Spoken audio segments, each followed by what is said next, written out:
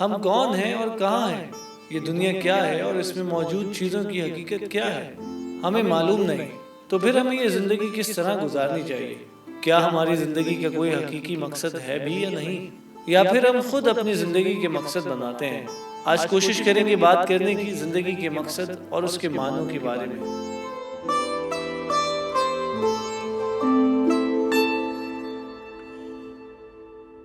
زندگی کے اصل مقصد یا مطلب کے بارے میں بات کرنے سے پہلے آئیے ہم یہ دیکھتے ہیں کہ انسانوں کے لیے مطلب کس طرح کے ہو سکتے ہیں۔ جب کبھی انسان کسی بھی وجود کے مقصد کے بارے میں سوال اٹھاتا ہے تو وہ بنیادی طور پر دو میں سے کوئی ایک سوال پوچھ رہا ہوتا ہے۔ پہلا یہ کہ یہ چیز کس طرح وجود میں آئی، اور دوسرا یہ کہ اس کے وجود میں آنے کا مقصد کیا تھا۔ آئیے ایک ایگزامپل سے ان دو سوالوں کو سمجھنے کی کوشش کرتے ہیں۔ اگر کوئی آپ سے پوچھے کہ برف پانی کے اوپر کیوں تیرتا ہے تو آپ اس سوال کا جواب دو طریقوں سے دے سکتے ہیں۔ پہلا جواب اس کے سائنٹیفک ریزن کو ظاہر کرے گا اور اس پروسیس کو ڈسکور کرنے کی کوشش کرے گا جس کی وجہ سے برف پانی پر تیرتا ہے۔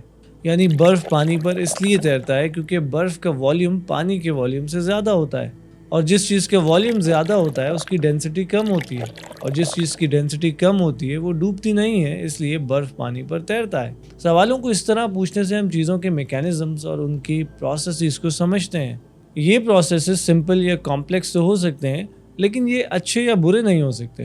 عام طور پر سائنٹسٹ اس طرح سے سوالوں کو اپروچ کرتے ہیں، اس لیے وہ اچھائی، برائی یا موریلٹی کی بات نہیں کرتے۔ لیکن اس سوال کے جواب دینے کا ایک اور طریقہ بھی ہو سکتا ہے۔ اس جواب میں ہم یہ دیکھیں گے کہ برف اگر پانی پر تیرتا ہے تو اس کی وجہ سے کیا ہوتا ہے، یعنی اس کے کیا نتائج نکلتے ہیں۔ برف کے پانی پر تیرنے سے یہ نتیجہ نکلے گا کہ جب بھی برف جمے گا تو پہلے اوپر سے جمے گا۔ چونکہ برف کی ڈینسٹی کم ہوتی ہے، اس لیے جب بھی پانی برف میں تبدیل ہوگا تو وہ تیر کر اوپر کی سطح پر آ جائے گا۔ اس لیے جب کبھی سمندر یا تالابوں میں پانی جمتا ہے تو وہ پانی اوپر سے جمتا ہے۔ اس طرح سمندر کے اندر بسنے والی مچھلیاں اور جاندار زندہ رہ سکیں گے، اس لیے برف پانی کے اوپر تیرتا ہے تاکہ جاندار زندہ رہ سکیں۔ عام طور پر ریلیجیس تھنکرز اس طرح سے سوالوں کو اپروچ کرتے ہیں۔ اس طرح سے سوالوں کا جواب دینے سے ہم چیزوں سے نکلنے والے نتیجوں کو دیکھتے ہیں، اسی لیے ہم کسی کام کے اچھے یا برے ہونے کا فیصلہ کر پاتے ہیں۔ برف کا پانی کی سطح پر تیرنا بہت اچھا ہے کیونکہ اس کی وجہ سے مچھلیاں اور سمندری جانور محفوظ رہتے ہیں۔ اس ایکسرسائز سے گزرنے کے بعد آئیے ہم اپنا بنیادی سوال دوبارہ سے پوچھتے ہیں، یعنی یہ کہ زندگی کا مقصد کیا ہے اور یہ کیوں وجود میں آئی۔ اب ہم اس سوال کا دو طریقے سے جواب دے سکتے ہیں۔ پہلے میں ہم اس کے وجود میں آنے کے پروسیس کو ڈسکور کرنے کی کوشش کریں گے اور ان سائنٹیفک یا ایولیوشنری پروسیسز کو دیکھیں گے جس کی وجہ سے زندگی وجود میں آ سکی، اور اس میں کسی بھی قسم کی موریلٹی کا کوئی رول نہیں ہوگا۔ دوسرے طریقے سے انسان کی زندگی کا مقصد اس طرح دیکھا جائے گا کہ اسے دنیا میں کیوں بھیجا گیا اور اسے زندگی کیسے گزارنی چاہیے، اسے کیا کام کرنا چاہیے اور کون سا پروفیشن اختیار کرنا چاہیے، اور اس کی زندگی کا مشن کیا ہونا چاہیے۔ ایولیوشن کے مطابق انسان آج تک دنیا میں اس لیے موجود ہے کیونکہ وہ سروائیول کے لیے فٹ تھا، یعنی وہ نیچرل سلیکشن کے پروسیس میں ایلیمنیٹ نہیں ہوا۔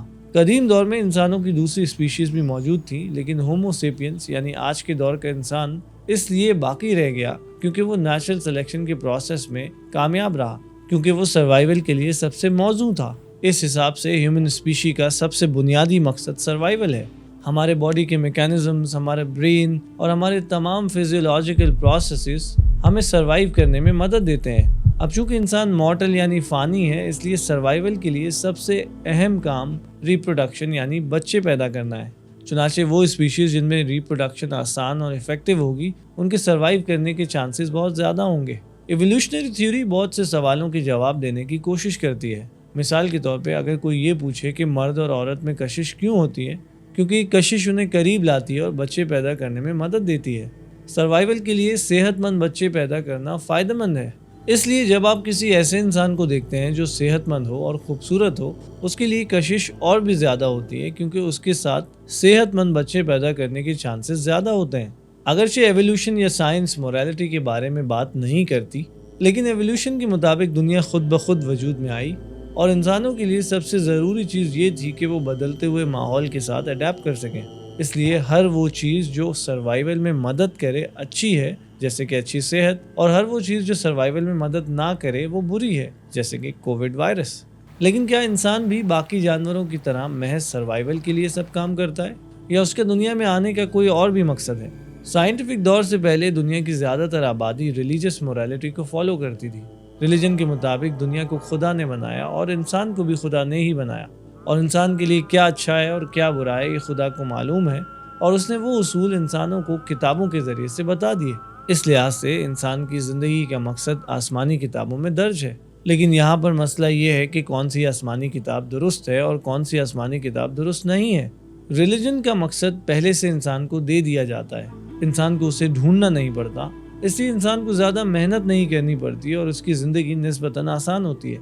صحیح اور غلط کی تمیز کرنا آسان ہوتا ہے اور انسان کو ہر سوال کا جواب خود نہیں ڈھونڈنا ہوتا، اس طرح وہ ذہنی انتشار سے بچ جاتا ہے۔ اجتماعی طور پر ہم یہ باتیں تمام انسانوں کے لیے کہہ سکتے ہیں، لیکن اس کے ساتھ ساتھ انسان اپنا انفرادی مقصد بھی ڈھونڈنے کی کوشش کرتا ہے۔ چونکہ سب انسان ایک دوسرے سے مختلف ہیں، اس لیے ہر انسان کچھ کام زیادہ بہتر طریقے سے کر سکتے ہیں، جبکہ کچھ کاموں کے لیے وہ زیادہ کارآمد نہیں ہیں۔ اس لحاظ سے زندگی کا ایک بڑا مقصد یہ بھی ہوتا ہے کہ انسان اپنے لیے کوئی ایسا کام ڈھونڈے جس کے لیے وہ بنا ہے۔ دنیا میں بہت سے لوگ اس بارے میں جاننے کے لیے پریشان رہتے ہیں۔ جنہیں زندگی کا صحیح استعمال سمجھ آ جاتا ہے وہ خوش رہتے ہیں اور ان کے لیے اپنی فیلڈ میں آگے بڑھنا بہت آسان ہو جاتا ہے۔ لیکن دنیا کے زیادہ تر لوگ ایسی جابز میں پھنسے ہوتے ہیں جہاں وہ خوش نہیں ہوتے، لیکن زندگی کی مجبوریوں کے تحت سروائیول کی خاطر وہ ان جابز کو چھوڑ نہیں پاتے۔ کچھ لوگ ایسے بھی ہوتے ہیں جنہیں سروائیول کی تمام فیسلٹیز میسر ہوتی ہیں، لیکن اس کے بعد بھی وہ اپنی زندگی کا مقصد نہیں ڈھونڈ پاتے۔ کچھ لوگ ایسے ہوتے ہیں جنہیں ایک سے زیادہ چیزوں میں مزہ آتا ہے اور وہ ہمیشہ کنفیوز رہتے ہیں کہ وہ زندگی میں کس چیز کو پرسو کریں۔ اسپیشلائزیشن کے اس دور میں جو انسان ایک سے زیادہ کام کرتا ہے، عام طور سے وہ کوئی بھی کام ٹھیک سے نہیں کر پاتا۔ اس لیے زیادہ تر لوگوں کو زندگی میں کسی ایک چیز کا انتخاب کرنا پڑتا ہے، اور آخر میں کچھ لوگ ایسے بھی ہوتے ہیں جنہیں زندگی کی ہر چیز بے معنی لگتی ہے، کیونکہ انسان نے ایک دن مر جانا ہے اور کچھ بھی کرنے کا کوئی فائدہ نہیں ہے۔ اس بڑی کائنات کے مقابلے میں انسان کا وجود اتنا معمولی اور چھوٹا ہے کہ اگر وہ مر جائے اور دنیا سے چلا جائے تو دنیا کے اوپر کوئی فرق نہیں پڑتا۔ انسان اکیلا ہی دنیا میں آیا ہے اور اکیلا ہی اس دنیا سے جائے گا، تو پھر اس سب مقابلے اور مشکل میں کیوں پڑے؟ جب ہر چیز بے معنی لگے تو انسان کسی نہ کسی چیز میں مطلب ڈھونڈنے کی کوشش کرتا ہے۔ مارٹن ہائیڈگر کے مطابق انسان اپنی زندگی کے خالی پن کو دور کرنے کے لیے طرح طرح کی چیزیں ڈھونڈتا ہے۔ جیسے جیسے بے مقصدیت بڑھتی گئی اور انسان نے خالی پن محسوس کرنا شروع کر دیا تو وہ کنزیومرزم کی طرف بڑھا۔ انسان نے اس ایگزسٹینشل ویکیوم کو پور کرنے کے لیے اور اپنے آپ کو ڈسٹریکٹ کیے رکھنے کے لیے طرح طرح کے پروڈکٹ بنانا شروع کر دیے۔ اس نے طرح طرح کے پاس ٹائمز ایجاد کر لیے، کھیل کھیلنا شروع کر دیے اور مختلف بحثوں میں مبتلا ہو گیا۔ انسان میں نئے سے نئے ایکسپیرینسز کی خواہش پیدا ہو گئی۔ کبھی وہ جہاز سے کود کر اسکائی ڈائیونگ کرتا ہے اور کبھی سمندر کی گہرائیوں میں جا کر میننگ فل محسوس کرتا ہے۔ یہ پروڈکٹس اور ایکسپیرینسز ہمیں اس ایگزسٹینشل ویکیوم یا خالی پن کو بھلانے میں مدد دیتے ہیں، یہاں تک کہ انسان مر جاتا ہے اور اس دنیا سے چلا جاتا ہے۔ اور شاید موت ہی زندگی کے سب مقاصد کو جنم دیتی ہے، اور شاید موت ہی انسان کی سب سے بڑی حقیقت ہے۔ فلسفے کے بنیادی نظریوں میں سے ایک نظریہ یہ ہے کہ ہمیں کسی بھی چیز کو پرسیو کرنے کے لیے اس کا اپوزٹ چاہیے ہوتا ہے۔ روشنی کو سمجھنے کے لیے ہمیں اندھیرے کی ضرورت ہے، خوشی کو محسوس کرنے کے لیے آپ کو غم کو محسوس کرنا ضروری ہے۔ اسی لیے زندگی شاید اس لیے میننگ فل ہے کیونکہ یہ ایک دن ختم ہو جائے گی۔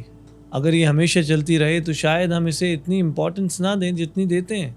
ہم ہر کام جلدی جلدی کرنا چاہتے ہیں، کامیاب ہونا چاہتے ہیں، جن لوگوں سے ہمیں محبت ہے ان کے ساتھ وقت گزارنا چاہتے ہیں، کیونکہ ہمیں معلوم ہے کہ ایک دن ہماری زندگی ختم ہو جائے گی۔